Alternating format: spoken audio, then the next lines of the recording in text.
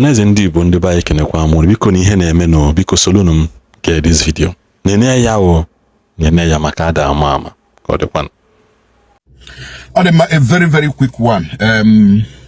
One night nwoke need a serious advice. Odo enyele me advice nkem mana nke anyị niile ga-help kwa ha nwere ike nkem nyere ya dị okay but I ga help our brother just wedded last month go wed last month January, but as we are talking now nwanyi ojiri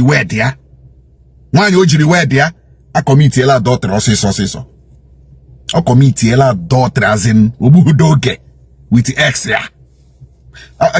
Can play go this thing, play chaya probably anya manazi akpọnkwem how to go about it, you know. Amen. We did 5th of January, still less than 1 month.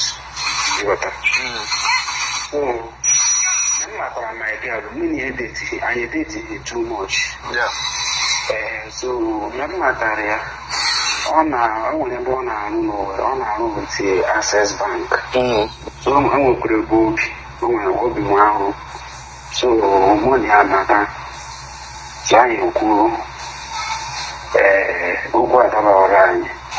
So she has to leave her place and come and stay in my place. Sanya plan was a wedding on the 5th of January. So this last Saturday, was okay. Those no dear non Igbo people.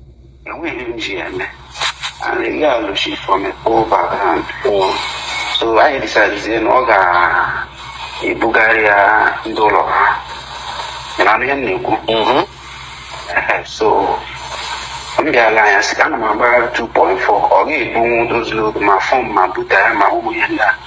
See, I gave her a hand and bought as you want to specific nearly can take it as him. I was in the dollar. This girl, no matter don't behind matter, they won't hear the eye. So he decided this year, I know people now, maybe you could go marriage. So you will be interested with the marriage, so we went ahead and married. You know, this Saturday, this girl now, I sent her out because I was busy with other things. She had me those things.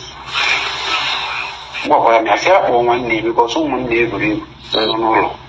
Therefore, for 1 year, go be about hearing those things. Or there is a man now for 1 day. Yeah, for in you will call. Yeah, when you will call because any you will come up, even I normally feel that all any you will go so rent area to room. Because room I am very spy now. So, yeah, any you will come. Any will come up was a girls if I have a package editing. So along the line, they had sex. Tell you, sir. Yeah. So along the line, they had sex because I was expecting my girl. Okay, I'm not going on my phone. How did you know that they had sex? How did you know? You are not there. Let me finish my story now. Okay. So the thing, you make as a lot of to 10 that day. Not as a piano cousin because of the issue, got Pagame in a hand. Several was say, because change as me change here. Several was Nigeria. See what happened? Why were you late? One negative boy, yes, now. So look at the story. This thing happened on Saturday. Then when I suspected, I didn't feel comfortable with delays and stories. Where no time doesn't him home singing with a load to your load. Now why I send down picture camera or him.